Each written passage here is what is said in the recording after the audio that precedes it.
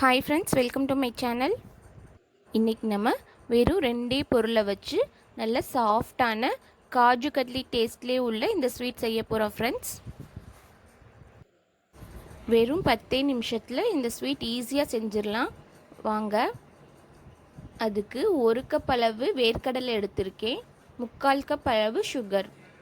வேர்க்கடலை பச்சை வேர்க்கடலை எடுத்துக்கோங்க ஃப்ரெண்ட்ஸ்.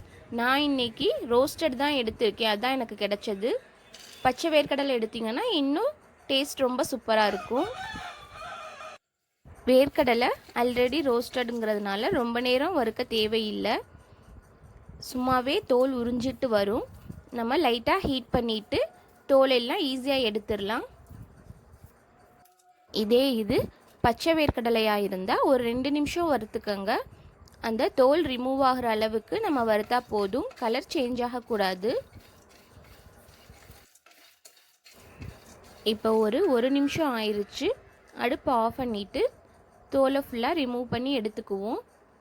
இந்த மாதிரி இதை ஒரு மிக்சி ஜாரில் போட்டு பல்ஸ் மோடில் வச்சு நல்லா நைஸ் பவுடராக அரைச்சிக்கணும் ஃப்ரெண்ட்ஸ். ரொம்ப ஸ்பீடாக அரைச்சிட்டோம்னா வேர்க்கடலையிலிருந்து எண்ணெய் விட ஆரம்பிச்சிரும். அதனால் விட்டு விட்டு பல்ஸ் மோடில் வச்சு அரைச்சி எடுத்துக்குவோம். பாருங்கள், இந்த மாதிரி நைஸ் பவுடராக அரைச்சி எடுத்துக்கிறணும். கட்டி கட்டியாக இருந்தால் கைகளால் உடைச்சி விட்டுக்கங்க. இது இருக்கட்டும். இப்போ சுகர் சிரப் செஞ்சிடலாம். 3/4 கப் சுகர் எடுத்துருக்கோம். அதுக்கு 3/4 கப் அளவு தண்ணி சேர்த்துக்குவோம்.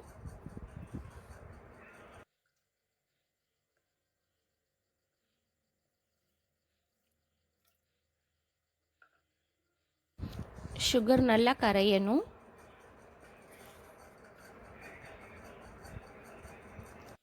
இப்போ சுகர் நல்லா கரைஞ்சிருச்சு. இதில் ஒரு 2 டேபிள் ஸ்பூன் அளவு பால் சேர்த்துக்குவோம். பால் எதுக்கு சேர்க்குறதுனா, சுகரில் அழுக்கு இருந்தால் அதை ரிமூவ் பண்ணுறதுக்காக தான் பால் சேர்க்குறது ஃப்ரெண்ட்ஸ். இப்போ பாருங்கள் எவ்வளோ அழுக்கு வருதுன்னு.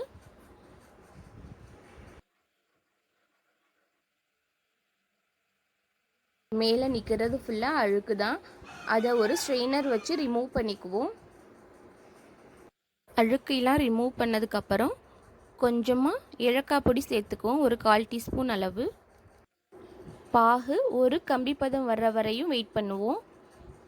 ஒரு கம்பி பதம் வந்தால் போதும் ஃப்ரெண்ட்ஸ், அதை விட்டு தாண்டிட வேண்டாம். பாருங்கள், இந்த மாதிரி ஒரு கம்பி அளவு வந்ததுக்கப்புறம் நம்ம பவுடர் பண்ணி வச்சுருக்க வேர்க்கடலையை இதில் சேர்த்து நல்லா மிக்ஸ் பண்ணிக்குவோம்.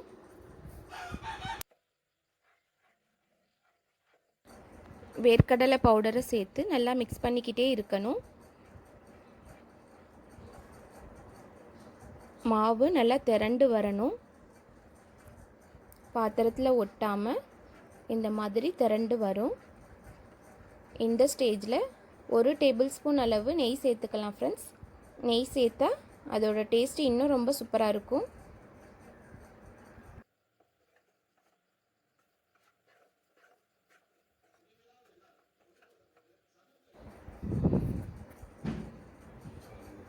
மாவோட கன்சிஸ்டன்சி இந்த மாதிரி இருக்கணும்.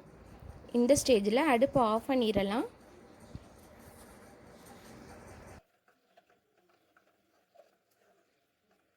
அடுப்பு ஆஃப் பண்ணதுக்கப்புறம் ஒரு 2லேருந்து 3 நிமிஷம் இந்த மாதிரி நல்லா கரண்டியை வச்சு பிசைஞ்சு விட்டுக்கணும் ஃப்ரெண்ட்ஸ். அப்போ தான் பர்ஃபி நல்லா சாஃப்டாக வரும். சூடாக இருக்கையிலே நல்லா பிசைஞ்சு விட்டுக்கிறணும்.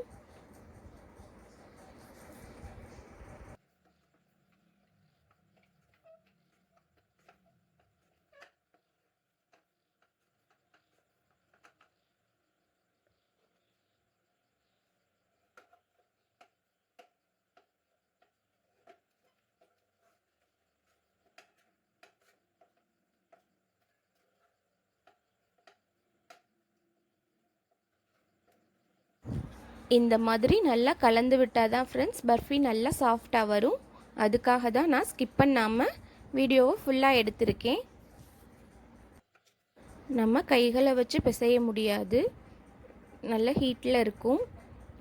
ஹீட்டாக இருக்கையிலே கரண்டியை வச்சு இந்த மாதிரி செஞ்சால் தான் பர்ஃபி நல்லா டேஸ்ட்டாகவும் சாஃப்டாகவும் இருக்கும். இப்போ நல்லா பிசைஞ்சாச்சு பாருங்கள், மாவு நல்லா சாஃப்டாக ஆயிடுச்சு. இந்த மாதிரி இருக்கணும். இதை உடனே ஒரு பட்டர் பேப்பரில் இந்த மாதிரி எடுத்து வச்சு சப்பாத்தி கட்டையை வச்சு தேய்ச்சி பீஸ் போட்டுக்கலாம். இந்த ப்ராசஸை உடனே செஞ்சிடணும் ஃப்ரெண்ட்ஸ், இல்லைன்னா டக்குனே கட்டியாயிரும். இப்போ பாருங்கள், சப்பாத்தி கட்டையை வச்சு நல்லா தேய்ச்சிட்டேன். உங்களுக்கு எந்த அளவு கனம் தேவையோ அந்தளவுக்கு தேய்ச்சிக்கோங்க.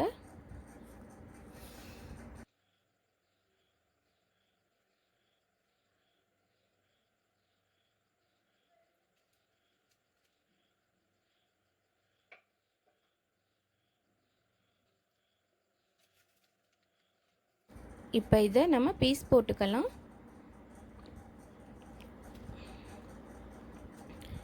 செஞ்ச ஒரு 5 நிமிஷத்துலேயே இது இந்த மாதிரி ஸ்டேஜுக்கு வந்துடும் ஃப்ரெண்ட்ஸ்.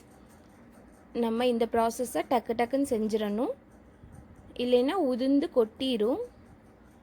சூடாக இருக்கையிலே நம்ம சப்பாத்தி கட்டையை வச்சு விரித்து இந்த மாதிரி பீஸ் போட்டுக்கணும்.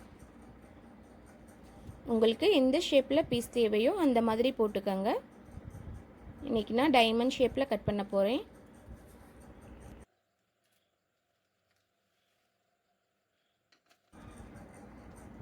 தேவைன்னா ஓரங்களெல்லாம் கட் பண்ணிவிட்டு கரெக்டான ஷேப்புக்கு வச்சுக்கிட்டு அதுக்கப்புறம் பீஸ் போடுங்க. நான் இன்றைக்கி அப்படியே தான் பீஸ் போடுறேன்.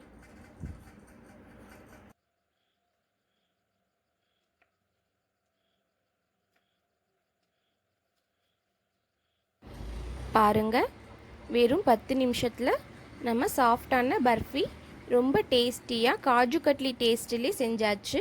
மீதத்தையும் இந்த மாதிரி பீஸ் போட்டுக்கலாம். இதில் நான் சில்வர் லீஃப் ஒட்டுறேன்.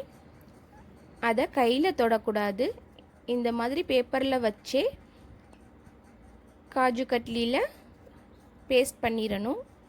இல்லைன்னா கையில் ஒட்டுச்சுன்னா, இந்த ஏற்கனவே நான் ஒட்டுனது கொஞ்சம் கையில் ஒட்டிருச்சு, கையில் தொட்டோம்னா கையிலே ஒட்டிக்கிறோம். இந்த பேப்பரை வச்சே நல்லா இந்த மாதிரி செஞ்சு விட்டுக்கங்க. அவ்வளோதான். இதே மாதிரி சரியான செய்முறையில் பீனட் பர்ஃபி நீங்களும் செஞ்சு பாருங்கள். டேஸ்ட் எப்படி இருந்துச்சுன்னு கமெண்ட்ஸில் சொல்லுங்கள். இந்த வீடியோ பிடிச்சிருந்தால் லைக் பண்ணி ஷேர் பண்ணுங்கள்.